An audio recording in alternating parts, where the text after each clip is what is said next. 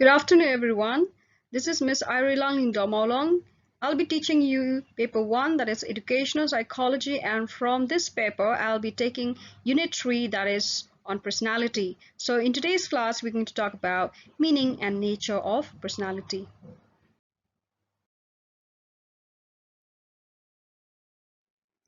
Let's see the introduction. First and foremost, we should know, all of you should know that you all have a unique personality. Even among siblings, you differ from one sibling to another sibling, right?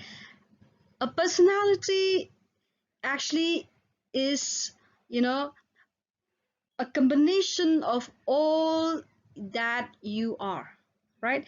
So all that you are, the way you think, the way you dress, the way you talk, the way you eat, the way you express yourself, the combination of all this, you know, makes what is called personality, right? So personality is not only confirms or not only talks about your attractiveness, your physical attractiveness, but then personality, it touches every things that you do as a person, that you express as a person, that you um, are, right? Right from the way you talk, your attitude, your aptitude, everything. So personality is the combination of your attitude, your aptitude, your skills, the way you eat, the way you dress, the way you walk, the way you talk. So all these combine it and then it makes your personality. So here let's say the term personality is often used in our day-to-day discussion. For a layman, we can say that personality is often understood in terms of physical or external appearance of the individual, right? And this notion of personality is based on superficial impression, which may not be correct. Then that's why psychologists, they have come forward to clear the doubts of every people who says that personality is only a term that considered only for social attractiveness. No, for, it's not like that. But then personality refers to individual differences in characteristics, patterns of thinking, feeling, and behaving. So this is what we call as personality. Now let's see the meaning of personality one by one. The word personality has been derived from the Latin word which is called persona and which means mass. So this word persona is a Latin word, not a Greek word. So remember that most of the students in exam, they forgot whether this word persona is a Latin word or a Greek word. So remember, it is a Latin, or we call it a Latin word, and this persona means mass. So every one of us, we carry this mass along with us, right? So in every interview, right, so a person prepare himself or herself well before the interview in order to carry the charisma, and then once they present themselves in front of the interviewer, so the interviewer see the interviewee personality, how they carry themselves, how they express themselves, how they tackle the problems, how they tackle the questions that has been asked during the interview. That is a person wearing the mask, that is wearing that persona, that means that personality. So the interviewer looks at the personality of a person, and when they find that the personality of the person fits the job, they will surely select that person. So it's very important for us to work on our personality, to see that we should improve on the way we dress, on the way we talk, on the way we think, on the way we act, right? So this is what we call it, personality. And this term personality, remember, it has been derived from the Latin word which is called persona, and this persona means mass. So it is the totality of one's behavior towards oneself and others as well, right? As I already said to you earlier, that personality is a combination of all that you do, right? So let us see what according to Watson says about personality. Watson defined personality is the sum of activities that can be discovered by actual observations over a long enough period of time to give reliable information. So what is personality according to Mr. Watson? Mr. Watson, he tried to explain this term personality as the sum of activities. That means when we say sum, when you do mathematics, sum means addition, isn't it? It's the sum of activities that can be discovered by actual observation of a long enough period of time to give reliable information. So when you if suppose if you want to know about the personality of a person, you need to observe that person, right? So as I told you earlier, when you go for interview, the interviewer look at your personality by observing how they talk, how they dress, how they act, how they express themselves, how they think, right? How they tackle the question. So after a long period of observation, or maybe 10-15 minutes of observation, though the interviewer decides on who to pick, right? So we can say that a person activities or person's behaviors can define the personality of a person. Next one is Alport. So according to Alport, he said that personality is a dynamic organization within the individual of those psychophysical systems that determines his unique adjustment to his environment. So all of us, we have a unique personality where some of us, we are able to adjust to a summer season, and some of us, we are able to adjust to a winter season, right? So we have a unique adjustments to environment.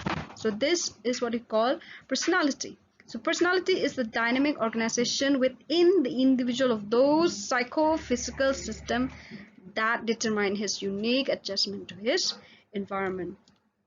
The next one is R.B. Kettle. R.B. Kettle talks about personality, and he said that personality is that which allows or which permits a prediction of what a person will do in a given situation.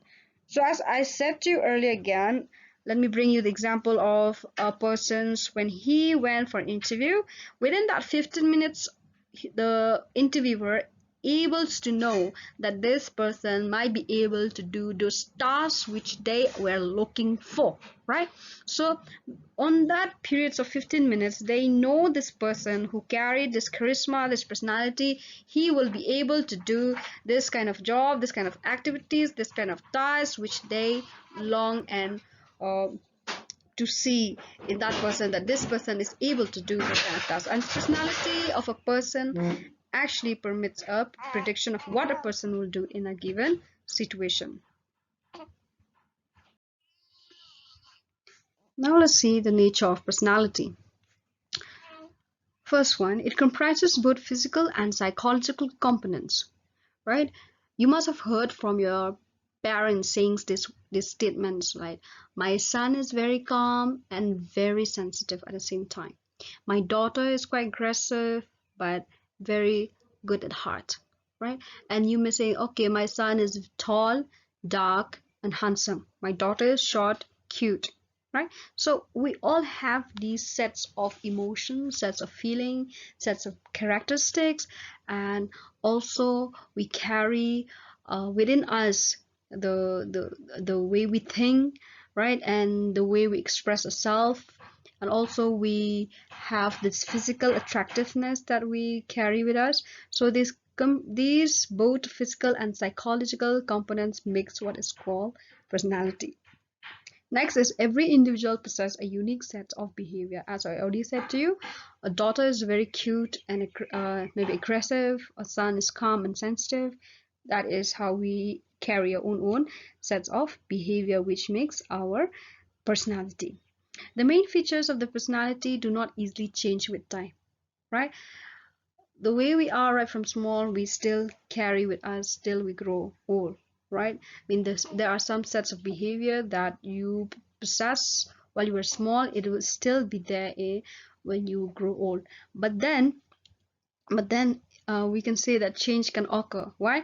Due to some internal or external situation. You may have come across that your brother was very aggressive before, but then later on he was just quite calm, very sensitive, maybe due to some internal or external situation, because this personality is dynamic in nature.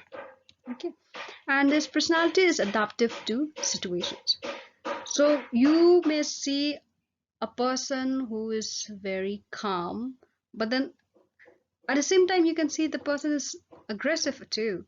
But this can depend on situations, on environments he is, uh, interacted with, right? Suppose there is an environment whereby uh, people whom he stays together with are not that very calm. So they are always aggressive, always complaining. So he may not be able to maintain his calmness. That's why he also at the same time express his another sets of behavior, which is most of the time it is not showing, right? But it is hidden inside. So but then somehow due to that situation which demands that aggressive behavior, that's why he shows the aggressive behavior.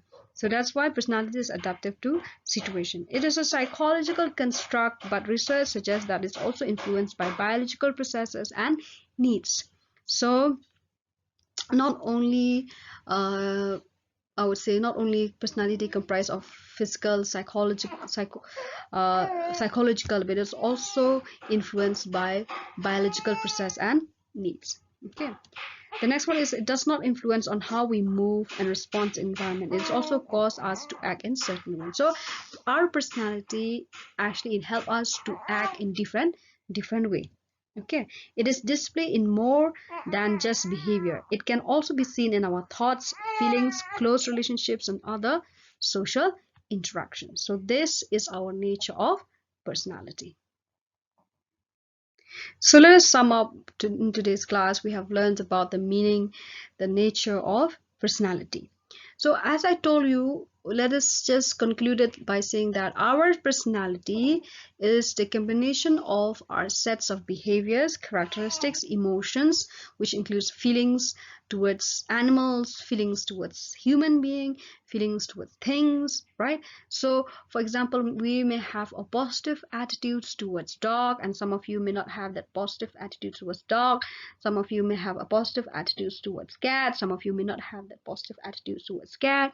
So every one of us, we have a unique sets of behaviors, sets of feelings, sets of thinking, sets of needs, sets of emotional attachments to your parents. Right? So the boys are quite attached to the mother, a daughter is attached to the father. So all these psychological, biological, physical components comprise what is called personality. So let us just make it in a very short statement. We can say that personality is a combination of attitudes towards things, towards animals, towards persons, or aptitudes. That means skills that we carry with us. Some of you have mechanical skills. You are good with doing physical work like hammering, like you may be good in fixing things, you may be good in cleaning. Some of you are good in other skills like communication skills, talking skills, or maybe life skills, right? There are so many skills, right? So all of us carry these sets of behavior with us, so this complete what is called, or this makes our personality. So let us remember today that all of you are unique. You should not compare yourself with other person, because you are you. You are not anyone, right? You are you. You are the person who you are, right?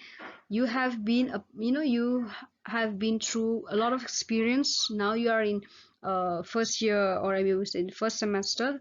So you are now a new person's living this new life of being not in school anymore. You are an adult now, an early adult now, right? And you are going to experience lots of things. So let us work on our personality. If some of you thinks that you need to improve on this area, so you can improve, so that you can polish your personality, so that you will be able to carry a good personality, right? So that everyone can adjust with you, can adapt with you, can be around you. So this is how we build our personality. That is why there are so many courses now that try to improve your personality. That's called personality development, right? So this is what we call personality. So if you have any doubts, you can always ask after this class also, and then next class maybe we will continue with another topic on personality. Thank you.